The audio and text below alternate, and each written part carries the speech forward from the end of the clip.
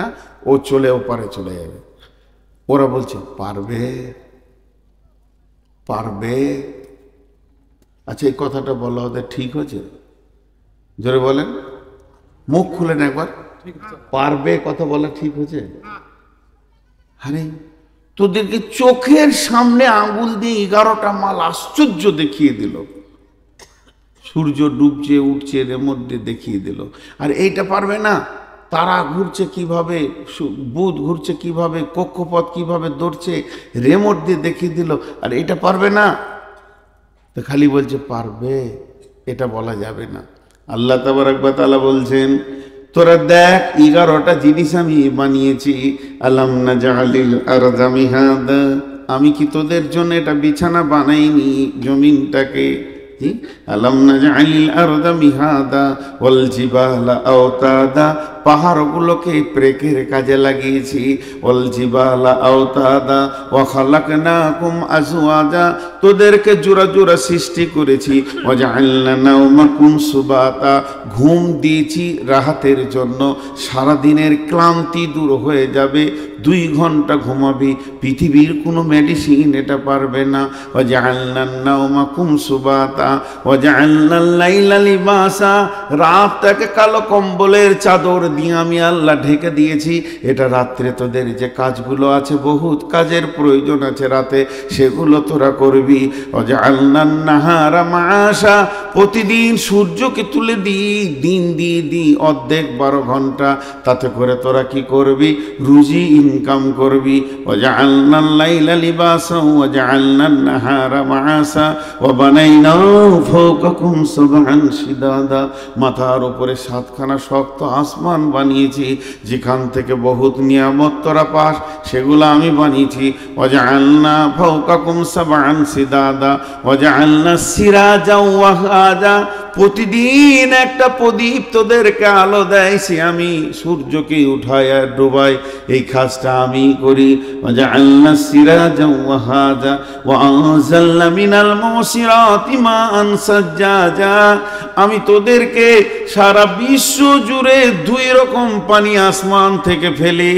জমিন যখন মরে যায়, তখন আসমানের পানি যখনই পায়, এই জমিন নবযুবতীর মতো যৌবন ফিরে পায়। চাষিকে ডাক মেরে বলে, তোমরা এবার বিচন দাও, আমি ফসল দিব, আমার যৌবন জেগেছে।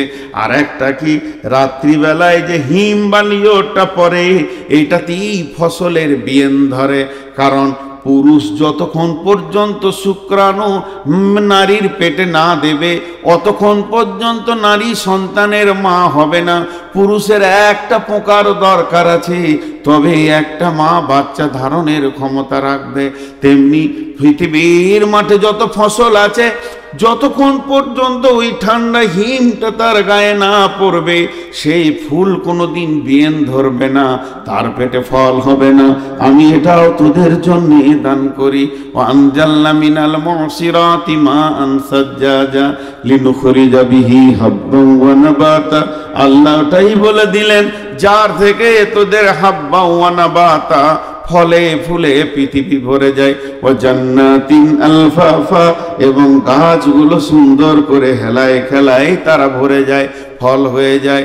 ইন্না ইয়াউমাল ফাসলি কানা মিকাতা, পৃথিবীতে যা দরকার ছিল আমি সব সৃষ্টি করে ফেলেছি, কোনোটা বাদ নাই, কোনোটা বাদ নাই, কোনোটা বাদ নাই, কোনোটা বাদ নাই। শুধু একটা বাদ রেখেছি, তার মাল রেডি হয়ে গেছে, সেইটার নাম হলো কিয়ামত। এটাই সৃষ্টি করতে এখন আমি বাদ রেখেছি। কি মাল রেডি হয়ে গেছে মানে, আমি ইসরাফিলকে রেডি করে দিয়েছি। ইসরাফিল হাঁটু দুটো মাটিতে দিয়ে গোড়ালির ওপরে পাছা রেখে সিংহার ঢুকে আল্লাহর দিকে নজর করে তাকিয়ে আছে। শুধু একবার আমি বলে দিব, ইসরাফিল রেডি, তুমি সুর ফুঁকে দাও। ও নফিকা ফিসসুরি ফাতাতুনা আফওয়াজা, যখন ইসরাফিল সুর ফুঁকে দেবে, এই সুরটা দ্বিতীয় সুরের কথা নাবাতে বলা হচ্ছে। প্রথম সুরে পৃথিবী ধ্বংস হবে, আর দ্বিতীয় সুরে মানুষ দল দল কিয়ামতের মাঠে উঠবে। ভাইরা আমার, রাগ করেন না, বড় কঠিন কথা আমি বয়ান করছি। আপনারা জান্নাতে যাবেন, আমি জাহান্নামের লাইনে দাঁড়িয়ে থাকব। আপনি আমাকে জিজ্ঞেস করবেন, কি হে খবর কি, কি হে তোমার খবর কি, তুমি কেন জাহান্নামের লাইনে দাঁড়িয়ে? আমি বলেছিলাম করিনি, বলেছিলাম করিনি। কিয়ামত এমন একটা জিনিস, সূক্ষ্ম মানদণ্ডে হিসাব চলবে। আল্লাহ বলেছেন অকুদিয়া বাইনাহুম বিল হাক্কি ওয়া হুম লা ইজলামুন। আমি বাদী বিবাদীর মধ্যে বিচার করব, কিন্তু কোনো জুলুম করব না কারো উপরে। জুলুম অত্যাচার ওখানে থাকবে না। আজকে আমরা জুলুম করেছি, অত্যাচার করছি। জি ভাই, সমাজের বক্তারা আগে দোষী, আপনারা অনেক ভালো, অনেক অনেক অনেক ভালো। সমাজের বক্তারা যদি ইমানদার না হয় তো আপনাদের দিলে ইফেক্ট হবে কি করে? আমি তো আগে মোনাফেক হালাতে বয়ান করছি। জি ভাই, এই জিনিসগুলো বুঝতে হবে। এর জন্য আমি আল্লাহর কাছে দোয়া করছি, হে আল্লাহ, তুমি অতি সত্বর আমাকে এই মাইকের কাছ থেকে সরিয়ে দাও, যে তোমার মুসাল্লাটা আমার সামনে দিয়ে দাও, যেন হৃদয় ভরে মরার আগে 2 রাকাত নামাজ পড়তে পারি। আর ভালো লাগছে না। তো আল্লাহ তাবারক ওয়া তাআলা বললেন, সেটা আমার বাকি আছে, সেটা আমি সৃষ্টি করব। সেই ইলমেটা কার কাছে আছে? কিয়ামত কবে হবে ইলমেটা কার কাছে আছে? আল্লাহর কাছে।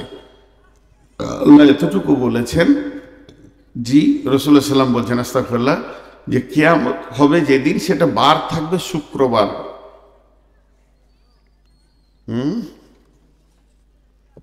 খুব ক্লান্ত হয়ে গেছে, খুব সভাপতিদের কষ্ট খুব বেশি, সেই সন্ধ্যা থেকে বসে কাটাতে হয়। আমাদের তো 2 ঘন্টা আবার আরাম, সভাপতিদের কষ্ট অনেক বেশি। তো কিয়ামত হবে শুক্রবার, মুহররম মাসে 10 তারিখে। এবার কোন সালে হবে এটা আল্লাহ জানে। আজ থেকে 5 বছর হয়ে গেছে, মনে হয় 5-6 বছর। মুহররম মাস ছিল, 10 তারিখ ছিল, শুক্রবারও ছিল। আমি নিজে দেখেছি 5-6 বছর আগে। দেখে নেবেন ক্যালেন্ডারকে উল্টোর দিকে ঘুরিয়ে। মুহররম মাস ছিল, 10 তারিখ ছিল, শুক্রবারও ছিল। আল্লাহ তাবারক ওয়া তাআলা বলছেন, বিসমিল্লাহির রহমানির রহিম, ওয়া নুফিকা ফিস সূরি ফাসাইকা মান ফিস সামাওয়াতি ওয়া মান ফিল আরদি ইল্লা মান শাআল্লাহু সুম্মা নুফিকা ফীহি উখরা ফাইদা হুম কিয়ামুন ইয়ানজুরুন। আল্লাহ তাবারক ওয়া তাআলা বলছেন, যখন প্রথম সুরটা ফুঁকে দেওয়া হবে, সারা পৃথিবীটা ধ্বংস হয়ে ভেঙে চুরমার হয়ে যাবে। না থাকবে নদী নালা, ঘর বাড়ি, গাছপালা, অট্টালিকা, শহর গ্রাম, কিচ্ছুই থাকবে না। আল্লাহ তাবারক ওয়া তাআলা বলেন, বিসমিল্লাহির রহমানির রহিম, ইযা সুলজিলাতিল আরদু জিলজালাহা ওয়া আখরাজাতিল আরদু আসকালাহা ওয়া ক্বালাল ইনসানু মা লাহা ইয়াওমাইদিন তুহাদ্দিসু আখবারাহা বিআন্না রাব্বাকা আওহা লাহা ইয়াওমাইদিন ইয়াসদুরুন নাসু আসতাতান লিউরাউ আমালাহুম ওয়া আমালুহুম ফামান ইয়ামাল মিসকালা যাররাতিন খায়রান ইয়ারা ওয়া মান ইয়ামাল মিসকালা যাররাতিন শাররান ইয়ারা। যখন এই যে সরিষা দানাগুলো আছে, এগুলো খামারে নিয়ে যাবেন। খামারে নিয়ে যাওয়ার পর এগুলোকে যখন ঝরানো হবে, এবার ওগুলো চালনাতে রেখে যখন চালবেন, তো দেখবেন যত ছোট দানা নিচে যাবে আর বড় দানাগুলো ওপরে চলে আসবে। একটা মাটি আছে, পাথর আছে, ওপরে চলে আসবে। সরষেগুলো নিচে চলে যাবে, যত গুঁড়ো আছে নিচে যাবে, বড় দানাগুলি উপরে আসবে। এই বিশ্বটা যখন ধ্বংস হতে শুরু করবে, জালজালা শুরু হয়ে যাবে, ভূমিকম্প শুরু হয়ে যাবে। হযরতে হুযায়ফা রাদিয়াল্লাহু তাআলা আনহু বর্ণনা করেন, বিশ্ব নবী বলেছেন সালাসাতা খুসুফিল, খুসুফিল মাগরিবি, খুসুফিল মাশরিকি, খুসুফিল জাজিরাতিল আরাব। তিনখানা ভূমিকম্প হবে কিয়ামতের আগে। একটা ভূমিকম্প পশ্চিম দিক থেকে পূর্ব দিকে চলে যাবে, আর একটা ভূমিকম্প পূর্ব দিক থেকে পশ্চিম দিকে চলে যাবে, আর একটা আরব কান্ট্রির সমুদ্র উপকূল দ্বীপ থেকে শুরু হবে। আর ওই জালজালা যখন শুরু হয়ে যাবে ভাই আমার, তখন আর থামবে না। এবার লোকেরা বলবে অকালাল ইনসানু মা লাহা, কি হয়েছে রে জমিন, তুই এমন কেন করছিস, চুপ হয়ে যা। কিন্তু সেই দিন জমিন কথা বলবে, ইয়াউমাইদিন তুহাদ্দিসু আখবারাহা, সেই দিন কথা বলবে এবং খবর দিবে। কেন সে কথা বলবে, সে কেন খবর দিবে? ইয়াউমাইদি ইয়াসদুরুন নাসু আসতাতাল লিয়ারাউ আমালাহুম ফামান ইয়ামাল মিসকালা জাররাতিন খায়রান ইয়ারা ওয়া মান ইয়ামাল মিসকালা জাররাতিন শাররান ইয়ারা।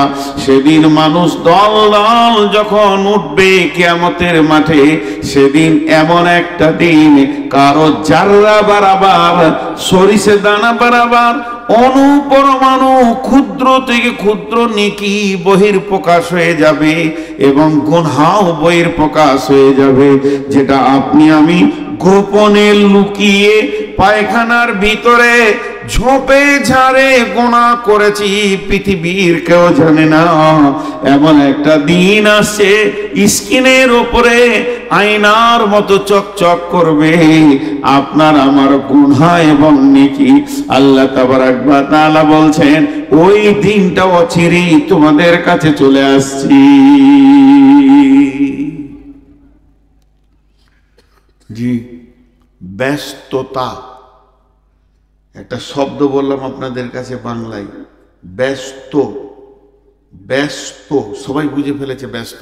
একটা ছেলে হাঁটছে, এই দাঁড়া, ব্যস্ত আছি। একটা লোক যাচ্ছে, ভাই একটু সময় দেন, না ব্যস্ত আছি। কেউ কাউকে সময় দিচ্ছে না, ব্যস্ত। দেখেন মানুষ কত ব্যস্ত। এই ব্যস্ত শব্দটা কেন বললাম, এটা 2 মিনিট আপনাদেরকে শুনতে হবে। কিয়ামতের সব থেকে বড় আলামত হচ্ছে মানুষ ব্যস্ত হয়ে যাবে। এত ব্যস্ত হবে কেউ কাউকে সময় দেওয়ার মতো হাতে তার কাছে কিছুই থাকবে না, খালি দৌড়বে, এদিকে দৌড়ছে, এদিকে দৌড়ছে, এদিকে দৌড়ছে। ব্যস্ততা কাছিয়ে গেছে। আজকে যদি একটা বড় 18 চাকার ট্রাক এই দিক থেকে আসতে, আচ্ছা 18 চাকার ট্রাকটা আসছে, তা ড্রাইভারের কত মাথায় চাপ বলেন তো। ও টানছে না, ওকে টানতে হয় না, ওর পায়ের ইশারাই ধরছে, ইঞ্জিন টানছে। কিন্তু এত বড় বডিটাকে নিয়ে ও খেয়াল করছে যে এইদিকে তো চায়ের দোকানে 22টা লোক দাঁড়িয়ে আছে, আর ওই দিক থেকে একটা গাড়ি ওখানে দাঁড়িয়ে আছে, তাহলে আমি সাইড দিয়ে হরেন দিয়ে আস্তে আস্তে করে পার করছে।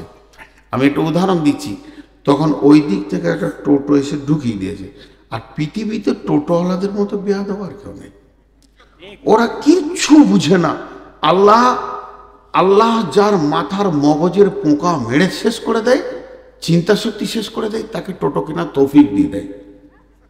মানে যা রোডে যতগুলো টোটো চলছে একটাও মাথা ঠিক নাই, মাঝে ছাড়া যাবে না। ও আর খুব জোর যদি টানে, ঘন্টায় 5 কিলোমিটার ওর গতি, আর 40 কিলো, আর বলো না 40 কিলো, 5 কিলো। আর ওর পেছনে যে হরেন মারছে সে ঘন্টায় 250 কিলো যাবে। তাকে বলছে তুই থাক, আমি এখন যাই।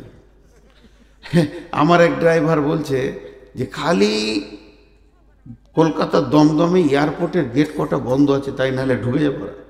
ঢুকে কি দুবাইয়ের প্যাসেঞ্জার চাপিলে বসে থাকবে, ওই ধর পার করে দিচ্ছি। মানে ওদের এত আল্লাহ পোকা মেরে দিয়েছে। এবার ওই ট্রাকটা এই দিক থেকে আসছে, তখন একটা টোটোওয়ালা ঢুকে গিয়েছে। ট্রাকওয়ালা বাড়ি কোথা?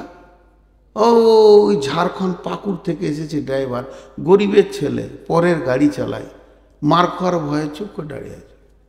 টোটোওয়ালার কাছে মনে হচ্ছে ও কিছু জানে না, মাসুম বাচ্চা। আর টোটোওয়ালা ওর গাড়ির মুখে টোটোটা লাগিয়ে দিয়ে এমনি করে দেখছে, খালি একবার তাকিয়েছে, তখন ও পানি খেয়েছে বোতল থেকে। মারবে নাকি রে ভাই? এই হয়ে গেছে। এবার ওই টোটোওয়ালা যে টোটো লাগিয়েছে, ওই দিক থেকে এক টোটোওয়ালা দেখছে যে টোটোর সঙ্গে গাড়ির সমস্যা চলছে, তাহলে আমি দাঁড়িয়ে যাই, তাহলে বেরিয়ে যাবে না। ও নিয়ে এসে আর আগে লাগিয়ে দিয়েছে, ব্যাস লাগিয়ে দিয়েছে। এরপরে এই দু মাথা মানুষ দেখেছেন? দেখেন নাই, এই ধারটা নাড়া, এইদিকে চুল রেখেছে, আবার এরকম ঝাঁপড়ি হয়ে দুমাথা মানুষ হয়। এদের আবার মোটর সাইকেল বুকটা রাখে ট্যাঙ্কির ওপরে, পাছাটা উঁচু করে গিয়ে ও একটা ভরে দিয়েছে, ঘন ঘন হরেন মারছে।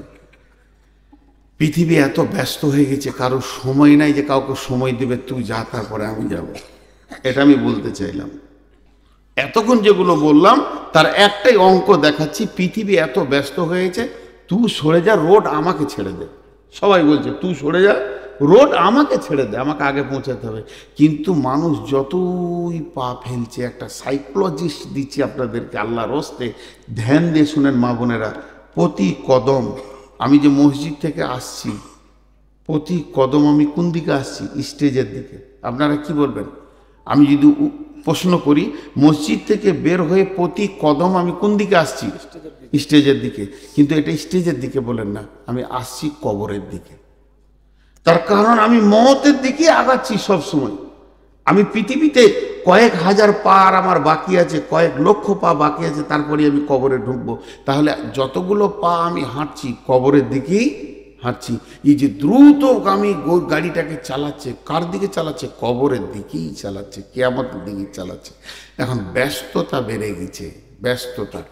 এবার শুনেলেন, কিয়ামত যেদিন হবে, বুখারীর হাদিস বলছি, কিয়ামত যেদিন হবে, যে শুক্রবার হবে, পৃথিবীতে যতজন লোক বেঁচে থাকবে সবাই ব্যস্ত হয়ে যাবে, একজনও ব্যস্ততা থেকে বাদ থাকবে না, কেউ বসে থাকবে না।